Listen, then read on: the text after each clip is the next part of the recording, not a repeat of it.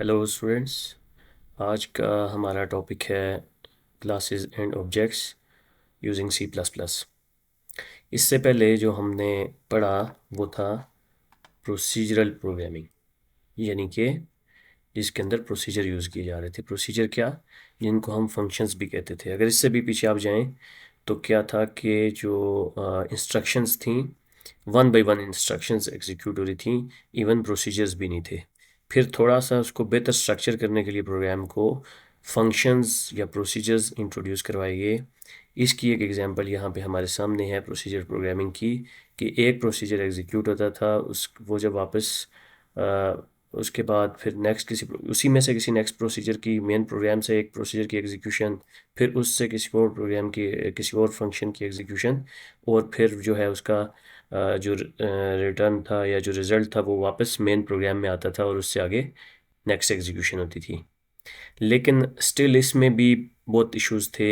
Memorise करना, understand करना programme को, लेटर ऑन जो है इसको एक्सटेंड करना जब आपका सॉफ्टवेयर एक नेक्स्ट लेवल पे चला जाता है, जब उसके अंदर जो है बहुत ज़्यादा एक लेवल पे आपके लाइंस ऑफ कोड जब हो जाती हैं और उसमें बहुत ज़्यादा रिलेशनशिप्स जब बहुत ज़्यादा हो जाते हैं, तो उसको अंडरस्टैंड करना, उस पर काम करना, उसको एक्सटेंड करना, या लेटर ऑन कोई ऐसी डिबगिंग करना, ये बड़ा एक इसमें प्रॉब्लम था स्टिल प्रोसीजरल के अंदर।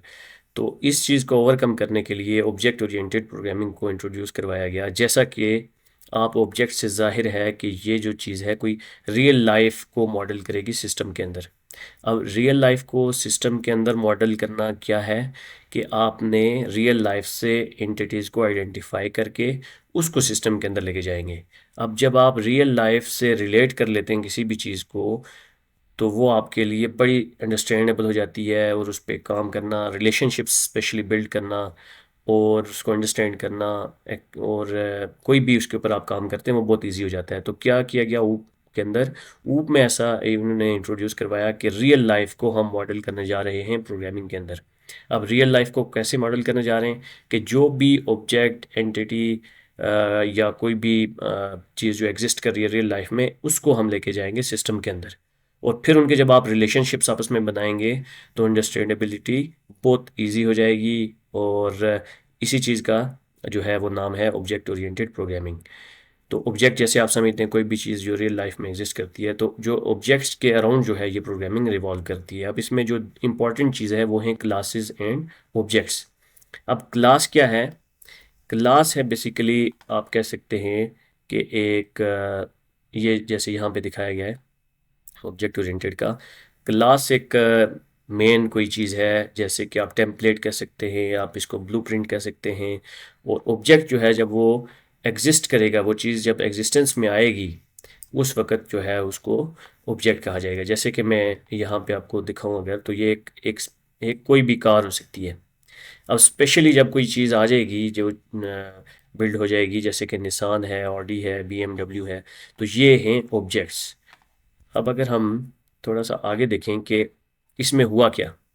पहले ये था कि आपका असल में प्रोग्रामिंग क्या है, ये किसी डाटा के ऊपर काम करती है। आप किसी भी ऑर्गेनाइजेशन का या किसी भी एंड यूज़र का या कोई भी आपके पास रिक्वायरमेंट आती है, उसका आप डाटा देखते हैं। सबसे पहले उनका डाटा फ्लो देखते हैं, और उस डाटा की बेस पे आप उसको जो है कोई फैसिलिटी प्रोवाइड करते हैं थ्रू सॉफ्टवेयर, कि वो डाटा जो है वो सेव हो सके, उस डाटा के ऊपर कैलकुलेशंस परफॉर्म हो सकें, या उस डाटा के ऊपर जो है लेटर ऑन जो है उसकी बेस पे कोई क्लाइंट जो है वो कोई डिसीजन कर सके। सॉफ्टवेयर बेसिकली उनके बनाने का पर्पज़ यही है कि आसानी लानी है आपने अपने जो है एंड यूज़र है या जो क्लाइंट है उसके लिए। तो अब इसी के अंदर जब ये जो लोग काम कर रहे थे, जो प्रोग्रामर्स थे या जो डेवलपर्स थे या जो टीम्स काम करती थी, उनकी आसानी के लिए ये चीज़ें आगे इवॉल्व हुई हैं वन बाई वन। तो पहले प्रोसीजरल जैसे मेंशन मैंने किया कि उसमें फंक्शंस और डाटा, बेसिकली आपने काम क्या है, डाटा के ऊपर ही क्या करना है, कोई फंक्शंस परफॉर्म करने हैं जिससे कोई फैसिलिटी मिलेगी जो आपका एंड यूज़र है उसको। तो अब ये था कि डाटा के ऊपर ही बेसिकली काम होना है, लेकिन क्या था कि डाटा एक जगह पे होता था और फिर फंक्शंस उनके ऊपर परफॉर्म किए जाते थे। लेकिन अब क्या किया इन्होंने, दोनों स्टैंड अलोन थे, डाटा अलग होता था और फंक्शंस अलग होते थे। लेकिन ऊप के अंदर जो डाटा है और जो फंक्शंस हैं, इन दोनों को कंबाइन कर दिया गया, यानी कि एक ही हेडिंग के अंदर एक ही टेम्पलेट के अंदर इन दोनों को जब कंबाइन कर दिया गया तो उसको कहा गया कि ये ऊप है। जैसे कि इसकी एग्जांपल हमने देखी कि कार है, उसके कोई भी ऑब्जेक्ट है, रियल लाइफ का ऑब्जेक्ट देखें तो उसके रिलेटेड क्या हो सकता है, एक उसका डाटा हो सकता है जिसको हम एट्रीब्यूट्स भी कैसे कह सकते हैं या प्रॉपर्टीज़ भी कह सकते हैं। जैसे कि कार है तो उसके लिए रिलेटेड क्या डाटा हो सकता है, कलर, मॉडल या स्पीड। इसी तरह से अगर आप कोई और एग्जांपल ले लें, किसी स्टूडेंट की एग्जांपल ले लें तो उसके रिलेटेड क्या डाटा होगा, उसका नेम होगा, उसका फादर नेम होगा, उसका ईमेल होगा, CNIC होगा, रजिस्ट्रेशन नंबर होगा। ये क्या होंगे, उसके एट्रीब्यूट्स होंगे। और दूसरी क्या चीज़ होगी, कोई भी जो ऑब्जेक्ट है उसकी या जो कोई भी एक एंटिटी जो एग्जिस्ट करती है, दूसरा जो है वो उसका होगा बिहेवियर। अब बिहेवियर क्या हो सकता है, अगर कार की बात करें तो बिहेवियर क्या है कार का, बिहेवियर ये चीज़ होती है कि जब भी कोई उसके ऊपर कोई चीज़ अप्लाई हो तो उसमें वो क्या रिस्पॉन्ड करता है। तो जैसे कि बिहेवियर, अगर कार की बिहेवियर की बात करें कि वो क्या कर सकती है, वो ड्राइव हो सकती है और उसके ऊपर ब्रेक्स अप्लाई हो सकती हैं।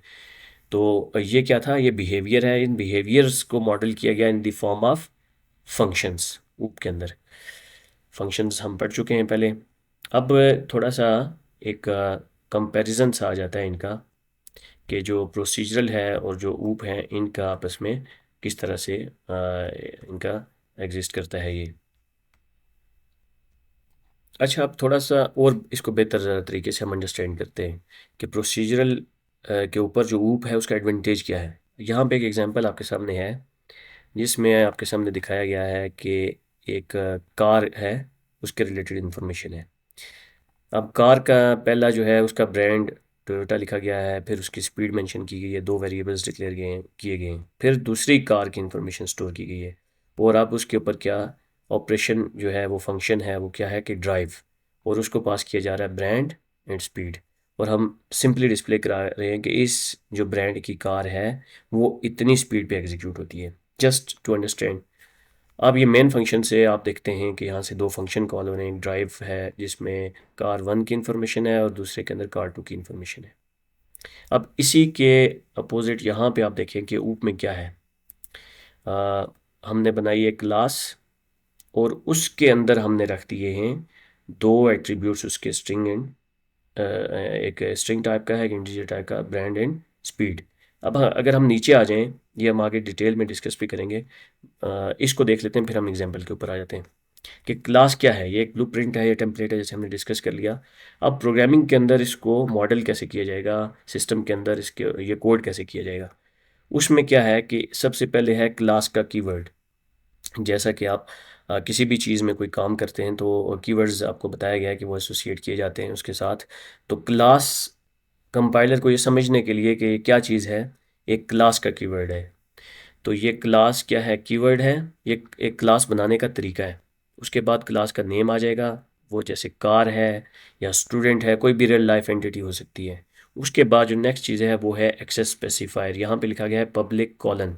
अब ये भी आप समझ लें कि ये क्या है, ये सिंटैक्स है और ये एक्सेस स्पेसिफायर इसको कहा जाता है। पब्लिक कॉलन जो है ये सिंटैक्स है, पब्लिक भी रिजर्व वर्ड है या कीवर्ड है जो कि एक्सेस को स्पेसिफाई करता है कि इसके नीचे जो भी डाटा मेंबर्स या मेंबर फंक्शंस, इन पे अभी हम आते हैं, वो उनकी एक्सेस क्या होगी, क्या वो पब्लिक है, क्या वो प्राइवेट है या वो प्रोटेक्टेड है। अगर वो पब्लिक है तो वो क्लास से बाहर भी एक्सेस हो सकते हैं। अगर वो प्राइवेट है तो ये जो आपके डाटा मेंबर्स या जो मेंबर फंक्शंस है ये with in this class accessible होंगे।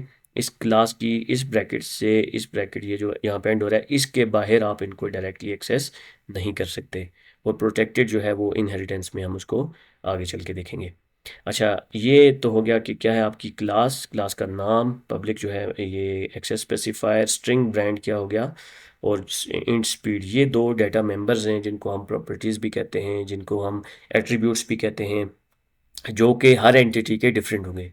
कार के केस में ये दोनों हैं, स्टूडेंट के केस में मैंने आपको बताया कि वो डिफरेंट होंगे।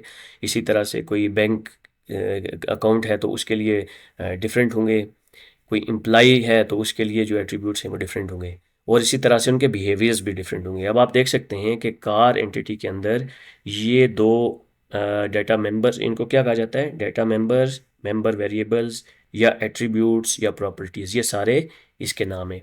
दूसरी जो चीज़ आपको बताई गई थी वो ये थी कि बिहेवियर जो होगा वो किसी भी क्लास का के अंदर किसी भी ऑब्जेक्ट का कोई बिहेवियर होगा। तो वो बिहेवियर यहाँ पे जैसे ड्राइव है, बिहेवियर क्या है, बेसिकली एक फंक्शन है। तो अब इसका क्या नाम है, टेक्निकली इसको मेंबर फंक्शन कहा जाता है, और नॉर्मली जो है इसको जब डिफाइन किया जाता है तो इसको कहा जाता है कि बिहेवियर है। उसके बाद जब हम इसका ऑब्जेक्ट बनाते हैं, एक है क्लास और दूसरा है ऑब्जेक्ट। क्लास क्या हो गई कि ब्लूप्रिंट हो गया या टेम्पलेट हो गया, जैसे कि किसी मकान का कोई ब्लूप्रिंट है, उसको यूज़ करते हुए मकान बनाए जाते हैं। जैसा कि किसी एक स्टेट के अंदर ये डिक्लेयर किया जाता है कि ये ब्लूप्रिंट है, इसको यूज़ करके जितने भी हमारे गवर्नमेंट स्कूल्स बनेंगे वो इस नक्शे को फॉलो करेंगे, इस ब्लूप्रिंट के ऊपर बनाए जाएंगे कि यहाँ पे जो है इस तरह प्रिंसिपल ऑफिस होगा, यहाँ पे क्लासरूम्स होंगे, यहाँ पे लाइब्रेरी होगी। तो अब क्या है कि वो जो ब्लूप्रिंट बनाया गया है वो है क्लास, और जब कोई किसी भी सिटी के अंदर या डिस्ट्रिक्ट के अंदर जब कोई चीज़ एग्जिस्टेंस में आ जाती है, जब कोई स्कूल तैयार हो जाता है, जब कोई बिल्डिंग तैयार हो जाती है, तो वो क्या है, ऑब्जेक्ट। तो क्लास एज सच उसकी खुद कोई एग्जिस्टेंस नहीं है, लेकिन उसको यूज़ करते हुए जब ऑब्जेक्ट क्रिएट होगा तो वो एग्जिस्टेंस में आ जाएगा। तो क्या कहेंगे हम किसी भी ऑब्जेक्ट को कि वो क्लास का इंस्टेंस है, उस क्लास को यूज़ करते हुए कोई एक चीज़ बनाई गई है, उसको कहा गया है कि वो इंस्टेंस है, और उसको हम कहते हैं ऑब्जेक्ट। इसके लिए इंस्टेंस का वर्ड भी यूज़ होता है और ऑब्जेक्ट का वर्ड भी यूज़ होता है। तो अब हम अगर कोड में देखें तो यहाँ पे क्या है, एक मेन फंक्शन के अंदर कार टाइप का, जैसे कि पहले आप यहाँ पे इंट लिखते थे और आगे कोई वेरिएबल लिखते थे, अब आपने एक टाइप डिफाइन कर दिया। आपने कहा कार, कार टाइप का एक ये यूज़र डिफाइंड है, ये है वो जो आपने यहाँ पे कार का नाम ये वाला डिफाइन किया। अगर आप स्टूडेंट करते तो यहाँ पे स्टूडेंट लिखते। तो कार के रिलेटेड काम है, अब इसी का ऑब्जेक्ट हम बना रहे हैं, तो ये कार वन जो है इसका क्या है, ऑब्जेक्ट। अब हम कार वन के अंदर स्टोर करवा रहे हैं कि ब्रांड इसका टोयोटा है, स्पीड इसकी 100 है, और इसका जो बिहेवियर आप फंक्शन इसके ऊपर कॉल कर दो इस ऑब्जेक्ट के ऊपर। इस ऑब्जेक्ट को यूज़ करते हुए हम वैल्यूज़ भी सेट कर रहे हैं, डेटा मेंबर्स भी सेट कर रहे हैं, और फिर उसका फंक्शन भी कॉल कर रहे हैं। इसी तरह से दूसरा जो है वो कार टू है, और कार टू का ब्रांड जो है सुजुकी है, उसकी स्पीड 80 है, और कार टू पे जब ड्राइव को कॉल करेंगे, अब हम देखते हैं इस कोड को ज़रा वहाँ पे ले जाके कि ये करता क्या है। तो हम कॉपी कर लेते हैं इस कोड को यहाँ से, और यहाँ पे हम एक इस क्लास को पेस्ट करते हैं, और दूसरा जो मेन फंक्शन है इसको भी हम यहाँ से यहाँ पे ले जाते हैं। अच्छा जी, अब हम देखेंगे कि ये इसका आउटपुट आ जाए, फिर हम इसको डिस्कस करते हैं। अच्छा जी, आप देख सकते हैं कि यहाँ पे जो आउटपुट आया उसमें लिखा हुआ है Toyota is driving eight 100 and Suzuki is driving eight 80। इसमें जो बात यहाँ पे समझने वाली है कि ये जो वैल्यू है ये भी वेरिएबल के थ्रू आई है, और ये भी वेरिएबल के थ्रू आई है, और ये जो सुजुकी है ये भी, एंड 80 भी। अब अगर आप यहाँ पे आ जाएं, यहाँ पे आप आके देखें, क्लास ने आपको ये फैसिलिटी प्रोवाइड कर दी कि मेरे दो डाटा मेंबर्स हैं, एक का नाम ब्रांड है, एक का स्पीड है, ये आप यूज़ कर सकते हो, और मेरा एक फंक्शन है जो कि आपको डिस्प्ले करता है कि इस किस ब्रांड की क्या स्पीड है। इसको यूज़ करते हो आप डिस्प्ले करा सकते हो। अब हुआ क्या कि पहला जो ऑब्जेक्ट हमने क्रिएट किया, उस ऑब्जेक्ट के अंदर हमने वैल्यूज़ दी टोयोटा एंड 100, और हमने ड्राइव कर दिया। तो क्या हुआ, ड्राइव का फंक्शन कॉल किया। तो अब इस ड्राइव के फंक्शन के अंदर यहाँ पे मेंशन किया गया था कि इस ब्रांड की ये स्पीड है। तो आप देख सकते हैं कि जिस ऑब्जेक्ट के साथ, जिस ऑब्जेक्ट के डाटा मेंबर्स के साथ हमने जो वैल्यू सेट की, वो जाके उस ऑब्जेक्ट का पार्ट बन गई है, और उसके बिहेवियर जो है या उसका फंक्शन जो है उसके ऊपर ऑपरेट कर रहा है। इसी तरह जब हमने दूसरा ऑब्जेक्ट क्रिएट किया तो हमने देखा कि यहाँ पे चूंकि वैल्यू सुजुकी सेट कर दी गई थी ब्रांड की, और स्पीड 80 थी, तो हमने देखा दूसरी लाइन के अंदर कि दूसरे ऑब्जेक्ट की इंफॉर्मेशन प्रिंट हुई है। पहले में पहले ऑब्जेक्ट की इंफॉर्मेशन प्रिंट हुई है, और दूसरे में दूसरे ऑब्जेक्ट की इंफॉर्मेशन प्रिंट हुई है। अगर अगेन ये हमने just to make you clear कि ये वेरिएबल्स की तरह काम नहीं कर रहा। अगर इसके बाद अगेन यहाँ पे मैं कार वन का फंक्शन कॉल करता हूँ, कार वन डॉट ड्राइव, तो ऐसा नहीं है कि इन वैल्यूज़ ने उसको ओवरराइट कर दिया है। यही इसमें समझने वाली बात है कि आपके ऑब्जेक्ट के साथ चीज़ एसोसिएट हो गई है। अब क्या होगा कि कार वन डॉट ड्राइव जब मैं कॉल करूँगा तो अगेन ये वाली इंफॉर्मेशन नहीं आएगी, इंफॉर्मेशन यही वाली आएगी जो इससे ऊपर है। तो ये आप देख सकते हैं कि टोयोटा इज़ ड्राइविंग एट 100, जो पहली इंफॉर्मेशन है, जो पहले ऑब्जेक्ट की इंफॉर्मेशन है, वही इंफॉर्मेशन यहाँ पे आके प्रिंट हुई है। इसका मतलब ये है कि जो डाटा है और बिहेवियर हैं वो ऑब्जेक्ट के साथ एसोसिएट हो चुके हैं। उस वेरिएबल, उस ऑब्जेक्ट को जब हम यूज़ करेंगे तो वही इंफॉर्मेशन आएगी। अगर हमने चेंज करना होगा, फॉर एग्जांपल हम ये कहते हैं कि इसको दोबारा कॉल करने से पहले मैं कहता हूँ कि कार वन डॉट, अब ऐसा है कि उसकी स्पीड जो है वो बढ़ गई है, तो मैं कह देता हूँ स्पीड इज़ इक्वल टू 200। इसको डबल कोट्स में नहीं रखेंगे क्योंकि ये इंटीजर टाइप है, अदरवाइज एरर आएगा। तो अब हम एग्जीक्यूशन करते हैं। अच्छा जी, अब आप देखें यहाँ पे आउटपुट में कि पहले उसकी स्पीड 100 है, ठीक है। अब जो है ऑब्जेक्ट के अंदर एक चेंजेस आ गई हैं। वो चेंज क्या आई है कि उसकी स्पीड 200 हो गई है। तो हम देख सकते हैं आउटपुट में यहाँ पे 200 आ गया है। तो ये आपकी क्लास है जिसने आपको एक टेम्पलेट दे दी, जिसको यूज़ करते हुए आप ऑब्जेक्ट्स बना सकते हैं as per your need, as per your information, as per your attribute values. अब हम ज़रा इसके एंड डिसएडवांटेजेस पे बात करेंगे। अच्छा, ये प्रोसीजरल में, अब चूँकि क्लास को हमने समझ लिया है, अब इस एग्जांपल को देखेंगे तो ज़्यादा समझ आएगी कि ये क्या है। एक प्रोसीजरल प्रोग्राम है और इसी का इक्विवेलेंट ये एक ऊप का प्रोग्राम है। अच्छा, प्रोसीजरल में दो वेरिएबल्स सेट किए गए, उनकी वैल्यूज़ की, टोयोटा की स्पीड 100 एंड होंडा की 120, और फिर मेन से ये फंक्शन कॉल किया गया। अब इसी का इक्विवेलेंट जो है वो ऊप के अंदर क्या है, ये एक टेम्पलेट बना दिया गया क्लास का, और इसके साथ एसोसिएट कर दिए गए ये डाटा मेंबर्स और मेंबर फंक्शन। और यहाँ से हमने क्या किया, हमने इसकी ये वैल्यूज़ यहाँ से ऑब्जेक्ट क्रिएट किए दो, और उन दो ऑब्जेक्ट्स के ऊपर हमने वैल्यूज सेट की और हमने फंक्शन कॉल कर लिया। अब ड्रॉबैक, जो समझने वाली बात है, इसका ड्रॉबैक क्या है और इसका एडवांटेज क्या है। अगर हमारा एक यहाँ पे एक और हम कहते हैं इंफॉर्मेशन स्टोर करवानी है हमने, और वो इंफॉर्मेशन है जैसा कि कार का ईयर, तो मैं कहता हूँ int year is equal to कि ये 2019 में बनी है। इसी तरह से फिर हमें क्या करना पड़ेगा, इसके लिए भी एक वेरिएबल और बनाना पड़ेगा जिसका नाम रखना पड़ेगा int year is equal to, हम कह देते हैं 2018 में ये कार बनी है। तो अब अगेन हमें क्या करना पड़ेगा कि यहाँ पे आके वो वेरिएबल्स यहाँ से इसको अगेन पास करने पड़ेंगे, जैसे कि ईयर। अच्छा, अब वो ईयर एक यूज़ नहीं हो सकता, ये आपको पता है कि वो उसको ओवरराइट कर देगा। तो इसको अभी मैं काम कर रहा हूँ, अभी आप देख लेंगे, आपको डिसएडवांटेज खुद ही समझ आ जाएगा कि कितना मुश्किल है कि मुझे वो वेरिएबल का नाम चेंज करना पड़ा, वेरिएबल नेम्स को याद रखना पड़ेगा, और ये एक मेस बन जाती है इसको समझना। अब ये इसको फिर मुझे देखना पड़ेगा ऊपर के क्या ईयर मैंने क्या रखा था, ईयर 1। अच्छा जी, अब दूसरे को मैंने क्या रखना है जी, ईयर 2। अच्छा, अब इसको हम डिस्प्ले भी करा लेते हैं, brand is driving at this in year, और यहाँ पे हम लिख देंगे, और अगेन यहाँ पे आपको ईयर की वैल्यू पास भी करनी पड़ेगी इस वेरिएबल को। तो ये आप देख सकते हैं कि हमें काफ़ी ज़्यादा काम करना पड़ रहा है, वेरिएबल के नाम याद रखना और अगेन उनको आगे पास करना। यकीनन ये, अब देखें फिर हम कंफ्यूज हो गए, यहाँ पे हमें ईयर लिखना था। तो यकीनन आप समझ रहे होंगे इसको कि ये जो है प्रोसीजरल प्रोग्रामिंग में ये कितना मुश्किल था। अब इसी के इक्विवेलेंट अगर यही काम मैं यहाँ पे करूँ तो मुझे क्या करना पड़ेगा, ऊप के अंदर मैं यहाँ पे आके एक नया डाटा मेंबर ऐड कर दूंगा जिसका नाम है इंट ईयर। ठीक है जी, अब मैंने सिर्फ आउटपुट वाले में जाके लिख देना है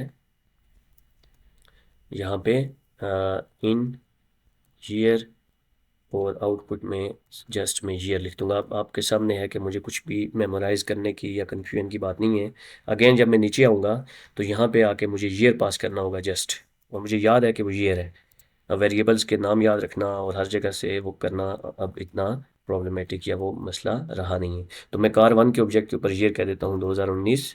अब आप देख रहे हैं कि एक ही वेरिएबल यूज़ हो रहा है। अब दूसरे ऑब्जेक्ट के साथ मैं कह देता हूँ car two dot year is equal to 2018। तो अब आप देखें कि इस प्रोग्राम कौन सा प्रोग्राम अभी मेरे कोड करते हुए आपको इजी लगा। यकीनन आपको ये जो प्रोग्राम था आपको इजी लगा होगा कि मैंने जस्ट यहाँ पे एक डाटा मेंबर और ऐड किया और उसको यहाँ पे डिस्प्ले कराया और यहाँ से वैल्यूज़ पास कर दी। जब केस केस में मुझे दो वेरिएबल्स उनके नाम याद रखने पड़े और फिर वो यहाँ से पास करते हुए मुझे वेरिएबल्स देखना पड़े, तो ये क्या है आप समझ सकते हैं कि कोड को जो है मेंटेन करना, उस पर काम करना, जब कोड आपका ज़्यादा हो जाता है तो उसको मैं ये चीज़ें साथ कंटिन्यू करना, तो ये काफ़ी मुश्किल था प्रोसीजर के अंदर और रूप ने इसको ओवरकम किया है। तो अब आप देख सकते हैं कि हर ऑब्जेक्ट के साथ उसकी चीज़ें एसोसिएटेड है। यानी कि अगर बात की जाए ये कार वन की, तो कार वन का ब्रांड, कार वन की स्पीड और कार वन का ईयर, जब ये मैंने ये ऑब्जेक्ट बनाए उस वक्त असल में जाके मेमोरी के अंदर इसकी एग्जिस्टेंस आई है कि एक ऑब्जेक्ट ने मेमोरी के अंदर कोई स्पेस रिजर्व कर ली है, उससे पहले उसने स्पेस रिजर्व नहीं की हुई थी। तो this is the difference between and procedural programming. अच्छा, अब जो एक्सेस स्पेसिफायर की मैंने बात की थी, तो एक्सेस स्पेसिफायर तीन तरह के हो सकते हैं। एक ये है कि पब्लिक, एक प्राइवेट और एक प्रोटेक्टेड। यहाँ पे इस एग्जांपल को अगर देखें तो ये है प्राइवेट, जिसमें इंटीजर टाइप का रोल नंबर है, और पब्लिक है एक स्टूडेंट का नेम, और फिर आगे दो मेंबर फंक्शंस हैं वो भी पब्लिक हैं। इसको प्राइवेट और पब्लिक को थोड़ा सा समझने के लिए अगर हम कोड की तरफ आ जाएं, थोड़ा सा एग्जीक्यूशन करके देखें। अच्छा जी, बात हो रही है एक्सेस स्पेसिफायर की, तो ज़रा इस कोड को एग्जीक्यूट करके हम देखना चाहते हैं। यहाँ पे डाटा मेंबर्स बनाए गए हैं, एक प्राइवेट रखा गया है रोल नंबर और दूसरा पब्लिक है जिसका नाम है नेम। तो अब मैं ज़रा प्राइवेट वाले को क्लास से बाहर एक्सेस करके देखता हूँ। ये जो रोल नंबर है, इसमें एन जो है वो कैपिटल है और इसमें भी एन कैपिटल कर देंगे। अब मैं ज़रा इसको एक्सेस करके देखता हूँ, आप देखेंगे जो एरर आएगा। अच्छा, आप देख सकते हैं कि ये इसको बता रहा है कि was not declare to this scope, कि ये इसका स्कोप नहीं था जो आप यानी एक्सेस करना चाह रहे हैं, कि एक प्राइवेट मेंबर को आप इस क्लास के स्कोप से बाहर एक्सेस कर रहे हैं, इसलिए एरर आ रहा है। जबकि इसको मैं कमेंट करता हूँ और दूसरी जो लाइन है उसको अनकमेंट करता हूँ, आप देखेंगे कि जो दूसरा पब्लिक डिक्लेयर किया गया है वो क्लास से बाहर कैसे एक्सेस हो जाएगा।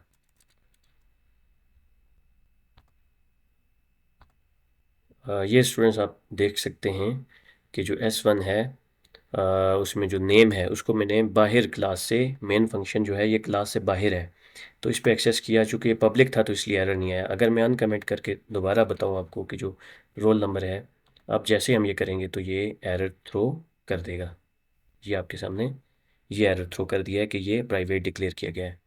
तो इससे क्या हमें समझ आई कि जो प्राइवेट डाटा मेंबर्स हैं वो क्लास से बाहर एक्सेस नहीं हो सकते, जबकि वो क्लास के अंदर ही एक्सेस होंगे, जैसा कि ये आप देख सकते हैं इसको। अच्छा, जो प्राइवेट है इसको फिर आप यूज़ कैसे करेंगे, हम यूज़ करके भी देखते हैं। यहाँ पे हम कहते हैं कि S1 के साथ सेट कर दें रोल नंबर, और मैं रोल नंबर कोई भेज देता हूँ यहाँ से 5।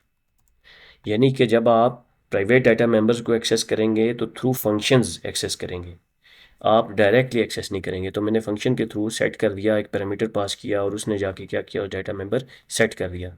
अब मैं जब उसको गेट करूँगा तो भी डायरेक्टली नहीं करूँगा, मैं set S1 dot get roll number. अच्छा, ये जब मैंने गेट कर लिया तो इसको मैं डिस्प्ले भी तो करा देता हूँ ताकि आपको नज़र आए कि मैंने रोल नंबर क्या सेट किया। तो मैं कर देता हूँ cout S1 dot get roll number. तो ये आपके सामने यहाँ पे ये 5 आ गया।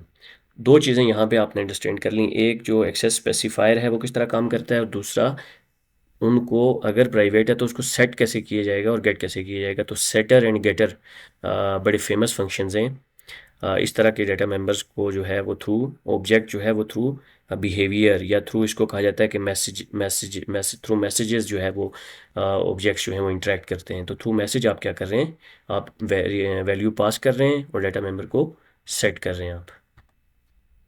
अच्छा, उसके बाद एक स्पेशल फंक्शन है क्लासेस और ऑब्जेक्ट्स की जब बात की जाती है, वो है कंस्ट्रक्टर, और एक और होता है जिसको कहा जाता है डिस्ट्रक्टर।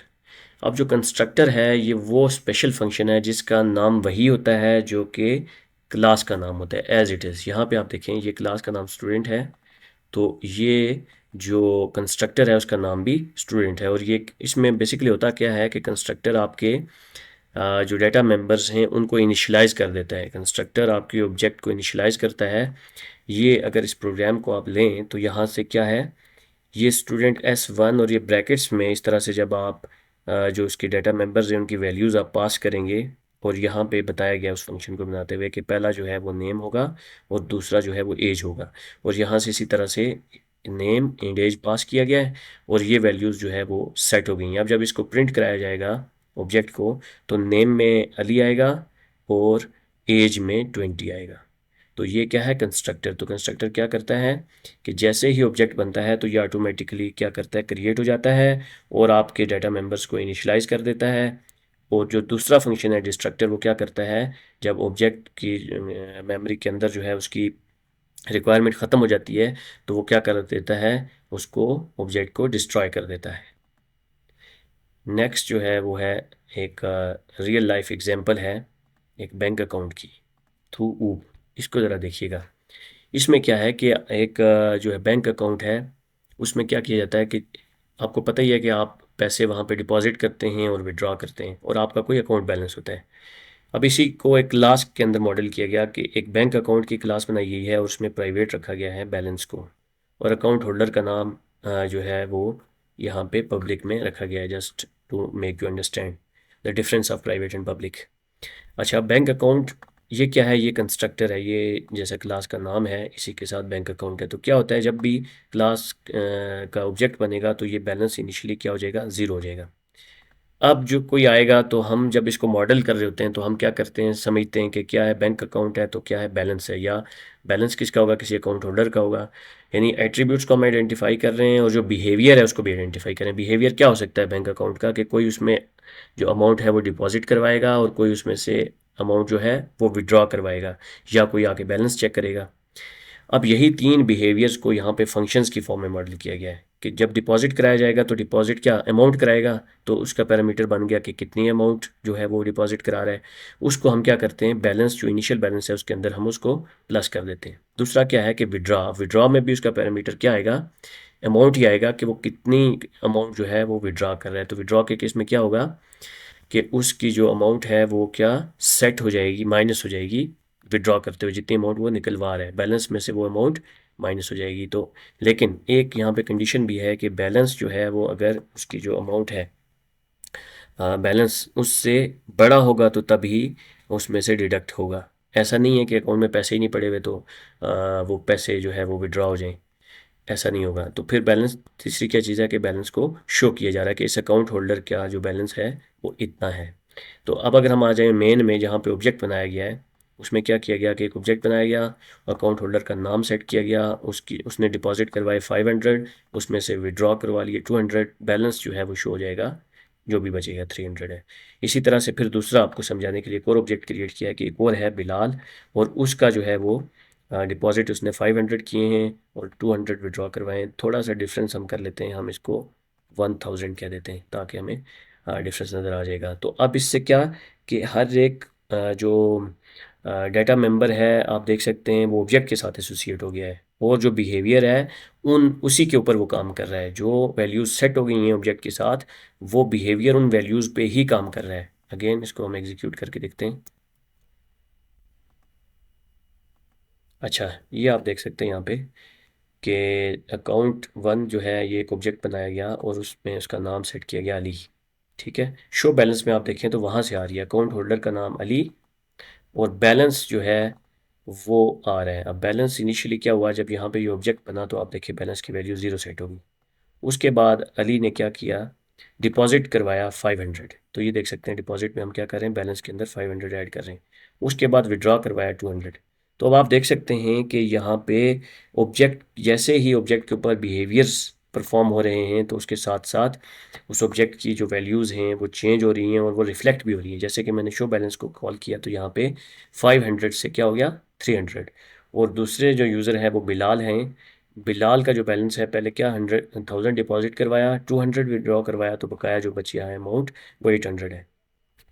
अब यहाँ पे अगेन मैं शो बैलेंस करवाऊँ अकाउंट वन यानी अली का पहले ऑब्जेक्ट पे, तो आप देखेंगे कि वो वही अमाउंट शो करेगा 300। अब इसमें क्या ये दोबारा मैंने क्यों कॉल किया, ये बताने के लिए कि ये जो दूसरा ऑपरेशन यहाँ पे परफॉर्म हुआ है, इसने उसके अंदर कोई भी चेंजेस नहीं लाई हैं। यानी कि जो चीज़ है वो ऑब्जेक्ट के साथ एसोसिएटेड है।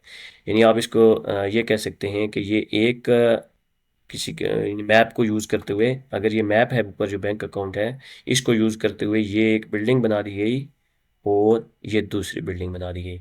और एक बिल्डिंग में कोई चेंज होता है तो दूसरी पे कोई असर नहीं है। हाँ, आपका जो मैप है या बैंक अकाउंट है, यहाँ पे कोई आप चेंज करेंगे तो उसका रिफ्लेक्ट इन दोनों के ऊपर आ जाएगा। तो ये जो है अंडरस्टैंडिंग थी क्लासेस एंड ऑब्जेक्ट्स के रिलेटेड, जो ज़रूरी चीज़ें थी समझने वाली। और आज जो है आपने देखा है कि ऊप क्या है, क्लासेस एंड ऑब्जेक्ट्स क्या हैं, और कैसे ऑब्जेक्ट बनाया जाता है, एक्सेस स्पेसिफायर क्या हैं, कंस्ट्रक्टर क्या हैं, और इसका जो एडवांटेज है प्रोसीजरल के ऊपर वो क्या है। Thank you. अगर इसके ऊपर आप ज़रूर फीडबैक मुझे दें कमेंट्स के अंदर। एंड और इसको जो है प्रैक्टिस करें, जो यहाँ पे सारी चीज़ें कराई जा रही हैं इसको प्रैक्टिस करें। कोई कन्फ्यूजन है किसी जगह पे वो आप पूछ सकते हैं। Thank you.